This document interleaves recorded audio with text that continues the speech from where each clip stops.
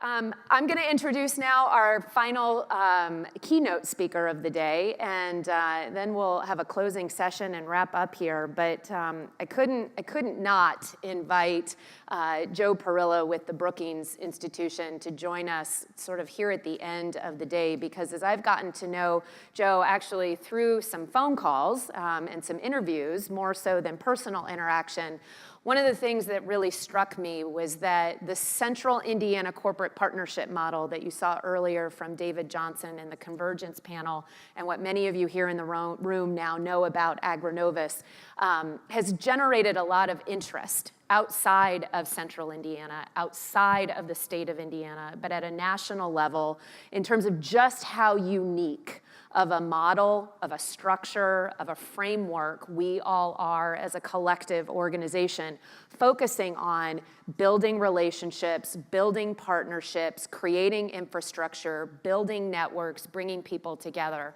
And so I know it's probably going to sound a tiny bit like an AgriNovus commercial. So yeah, there probably was a little bit of strategy involved on my side of bringing Joe on here at the end. But he's done some really interesting work at looking at these regional efforts to really grow industries, what it takes, the organizational capacity that's needed.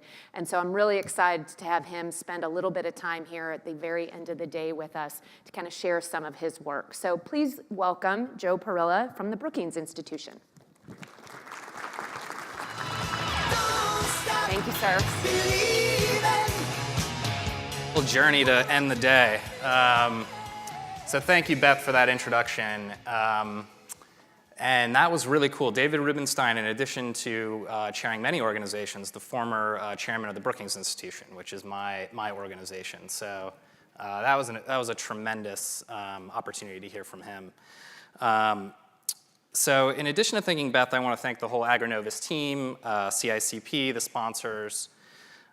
Typically when someone from Brookings comes to one of these events, we come armed with like 50 slides worth of charts and scatter plots. Don't worry, I'm not going to do that. I know where I am in the batting order right now. You've got a ton of information throughout today. It's been an incredible day of learning for me, and I'm standing between you and drinks. So no chart death march, but rather over the next 15 minutes or so, I just want to offer an argument. And the argument is that the institutions and leaders here in Central Indiana, I think, can serve as a model for the rest of the country and for the rest of the world in terms of how a community approaches 21st century economic development. So you're right, Beth, this is going to sound kind of like a commercial, but we've studied these efforts all across the country and all across the world, and the reason we've spent a lot of time here in Central Indiana is because there is something special here.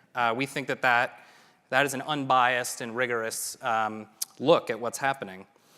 And this argument draws on a report that we released at Brookings this summer in a case study of CICP, which was one of 5 efforts that we profiled across the country. But before I get into that, if you want to throw the slides up, I think it's important to step back and understand why we care about this thing called industry clusters. This is something that David Johnson talked about earlier. And very simply, an industry cluster is an interrelated group of firms that benefits from interdependence and local proximity. And this type of concentration defines the U.S. economy. It defines the global economy. Firms want to be near other firms. People want to be near firms. People want to be near other people. And today, about 3/4 of the nation's economic output occurs on about 12% of its land. We cluster together. But for the purposes of a region or a state like Central Indiana, industry clusters are essentially the economic motor that drives everything else. They are what a region produces and exports, and what allows wealth to be drawn back in. It's essentially why living standards continue to rise. So if clusters matter to regional growth and prosperity, it's important to understand why firms cluster. So bear with me on a little bit of theory. There's been about 1,400 academic articles about this topic. I'm going to try to boil it down to about 3 points. The first reason firms cluster is to benefit from sharing, and specifically inputs. So this could be access to a shared supplier base, shared facilities like a research lab or a university or a logistics center. And sharing matters not only because you can get more benefit from those shared assets, but it allows for specialization. So here in central Indiana, I'd imagine there's not just legal expertise, there's agribusiness legal expertise. There's not just accounting experience, there's accountants that have worked with the food industry, right? This is this place's comparative advantage compared to the rest of the country and the rest of the world. This specialization is really important. The second foundation of clustering is matching. And this is specifically matching workers to their best outcome in the labor market. So think of industry clusters kind of as a localized, organic, informal LinkedIn. In that the larger an industrial cluster, the better chance of matching workers in jobs in which they can maximize their potential and their productivity, right? So the panel earlier talked about workers bouncing between companies here in central Indiana. That's actually really important for their own labor market prospects, but they also spread information between those companies. It actually benefits those companies to have labor shifting in between. This is an important part of clustering. And it's related to the third and probably the most important cluster foundation, which is learning. So pretty simply, to create new products and services, firms and people have to acquire new capabilities. They have to learn. And for decades, economists have argued that environments that cluster different types of firms, different types of people, are more likely to experiment and innovate. And once that knowledge is generated, it's more likely to spread through the economy when you have these type of complementarities. So in a sense, this is actually why cities exist in the first place. We come together to do these things. But these dynamics play out in much more small geographies than just a city or a region. In fact, I'd argue that one of the key theoretical underpinnings for 16 Tech, the innovation district that's planned here in Indianapolis, is that its concentrated nature will allow for greater firm learning at its core. I don't think people call it that, but that's essentially the theory behind why that is a smart investment. So you might be asking, why am I telling you all this? And it's because, while it's somewhat theoretical, this is essentially the forces that are driving how regions ebb and flow in the global economy. It's why some places are thriving, and it's why some places are being left behind. So it's central to our collective prosperity to understand these things. And it's all great in theory, but how do we actually implement initiatives, policies, investments that support clusters in ways that lead to growth and prosperity? Because the reality is that there's glaring gaps between the recognition that cities exist, you have to specialize, concentration matters, and the practical ability to actually develop initiatives that help firms within clusters become more competitive. There are fewer successful models than you'd think, and so we wanted to better understand these. This is our report and our case study on the right, and we were able to build on a book that you may be familiar with if you've followed these things from my former colleague Bruce Katz and the late Jeremy Nowak that profiled CICP as well. So we're not the first to notice that something special is going on here. And so the report, ultimately, we tried to boil this down to 5 successful traits that I think are evident in what's going on here in central Indiana. So I want to walk through those quickly. The first is obvious, but we think it's important, and that is that successful cluster initiatives are willing to stake a claim to a unique and legitimate industrial strength. You can't create these things from scratch. There's been a lot of failed examples of that. And for that reason, most regions only have the resources and institutional capacity to have one cluster initiative, if that.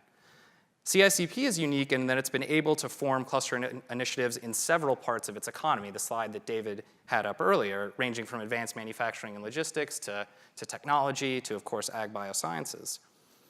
But you are making decisions, right? Part of strategy is making decisions, and it is industry specific. And it recognizes that resources are scarce and global competition is fierce, and that the only way to distinguish a region like central Indiana in a noisy global economy is by funneling your energy and investment into legitimate strengths that have potential for upside. So the second aspect that we saw of successful cluster initiatives is a focus on developing a robust and regenerating ecosystem. Ultimately, this is to help people get better jobs, improve their living standards, but it's important to understand how long these efforts take and the fact that job growth may not be immediate. It takes patience. The ultimate drivers of a competitive economy and therefore job growth are more subtle. It's about solving for the market failures that exist, whether that is information, so you're amplifying the strengths of the cluster both within it, to connect members, you're talking to people outside of the cluster to bring investment back in. I think this is evidence of that, both amplifying and the second attribute, which is connecting, which is bringing networks of people together that may not do so naturally or have the time unless someone's organizing them to do so. That's important as well. The building the talent pipeline is the third aspect of AgriNovus' strategy. We heard a lot about talent today. It's pretty self-evident that that is the kind of coin of the realm in the modern economy right now. But it does kind of depend on these key skills that were discussed earlier around technology, around STEM education. And then the fourth component that we think is important is about activating the entrepreneurial system here so that the cluster can regenerate continuously. That's why it was so fantastic to have big companies and kind of more nascent young firms and talk about the interplay between those two things, which is really, really important. Third, this is a little bit about the how, is that at the core, this is an industry-driven effort. Industry has to buy in. It can't be something that is generated from outside by public policy alone. And all of the successful cluster initiatives that we looked at had extensive outreach to industry leaders within it. Industry leaders sit on their board. But in today's economy, growth is a team sport, meaning it involves research universities, which in each of the 5 cases provide really vital fuel in the form of R&D and startups and students and talent. And then government is the third leg of the stool, not to create this or force it, but to come in strategically and support it. Public policy is absolutely critical. And in every case we looked at, it was interesting. People kind of had forgotten about the role of public investment. Federal investment, state investment, local investment. But it was there in all of these initiatives. It requires all 3 of these sectors.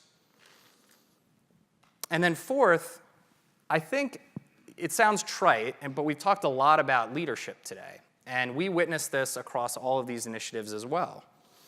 And I think CICP, to speak specifically for a moment, has this at 2 levels. And I think this is really important. First, David mentioned the board. The board is incredibly unique. And the verticals, they've been able to assemble the key decision makers across business, higher education, philanthropy, government at times.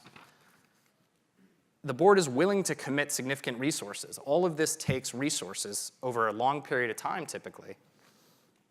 And CICP's rigorous planning process ensures that those resources are probably going to be well spent. They go through a lot of research, a lot of careful study, and the ability to utilize those resources well is tied to CICP's key second characteristic, which is the staff. There's 75 to 80 folks that are working in these organizations, both across the central organization and then the verticals, that are doing really kind of hard work. David called them kind of the civic version of McKinsey consultants, in that they're able to take a research report and actually translate it into a strategic initiative. And so what we witnessed, or at least what I witnessed, was that you had strong leaders, you had strong staff, and in this positive feedback loop at the heart of strong institutions, those things are mutually reinforcing. One attracts the other. The competence of the staff ensures value to the board, solidifies their interest in resources, and this has allowed CICP to implement and demonstrate across multiple cluster initiatives. We couldn't find another organization in the country that has been able to do this multiple times. I think it's tied to the people that are running these things and then the people that they are in turn able to attract in terms of investment. And then the fifth aspect of this is about place, in that we observed in at least 4 of the 5 cases, there's actually a physical center that has either been created or is being created that brings together a lot of the assets within the cluster and serves as essentially physical validation of its existence. So here in Indy, this is 16 Tech. And I think these centers represent the evolution of important cluster building efforts. They look different depending on where you go. Sometimes they're in the core, sometimes they're in the suburbs. And clusters are regional in scope, but the evidence suggests that all the knowledge sharing that I talked about, the reason 16 Tech exists, is that you're trying to facilitate those interactions and those spillovers at a very, very micro level. And so when cluster organizations select a location for their operations, typically, they are co-locating them, I believe, as CICP is doing, in these districts. You want all of these people physically adjacent. And the reason, I think, just to stay on 16 Tech for a second, the hope is that an investment like that will help facilitate this topic of convergence that we've been talking about. And regional economies evolve kind of like the way people learn languages. Adjacencies matter in that if you know Spanish, it's easier to learn Portuguese than Russian. And along those lines, economists have found that a firm is 100 times more likely to diversify into an industry that is strongly skill-related to its core activity. So Indiana, I think, in some ways exemplifies this convergence. The state's legacy advantages in agriculture and life sciences has resulted in a notable opportunity to recognize and build upon agriculture and food technology and innovation, that you're seeing convergence in action. And that, in many ways, is AgriNovus's origin story and why it needs to continue the work it's doing to help evolve the Indiana economy. That future is going to be shaped by accidents and luck and organic forces that no one actor can or probably should control. So we have to approach this work humbly, acknowledge that these things are about kind of trying to, on the margins, move these big forces. But we also know that development economists have put forward really strong evidence that institutions matter, both formal and informal, whether in Indiana or India. They matter for society, they matter for economic development. And at the core, that's because strong institutions create the social conditions in which trust and networks can form, which gives regions a better chance of seeing around corners and collectively doing the work to propel their place to a more prosperous future. So the folks at CICP, when I've talked to them, have often said that their work has been in the background. It's been about building the necessary bridges and coalitions quietly, but successfully to enact long-term change. But as one of the leading economists on this topic, Michael Storper, says, bringing leaders together is perhaps the most important institution building we can do. And in this case, it's been CEOs, it's been executives. That's really important. But it's also all the people that are operating within that cluster. It's the professors and the corporate managers, the students and the scientists, the farmers, the folks working in factories, that all have a role to play in Indiana's future economy, in ag biosciences and beyond. And I think going forward, and I think this is the case for Central Indiana, it's the case for pretty much any place in the United States, it's going to take the knowledge and capabilities and resources from private and philanthropic, educational, and government coffers to help adjust in this moment that they're in, which is one of disruptive technological, global, and environmental change. That's the work that's to be done, and we continue at Brookings to be a partner, look forward to being a partner for Central Indiana as it undertakes it. Thank you.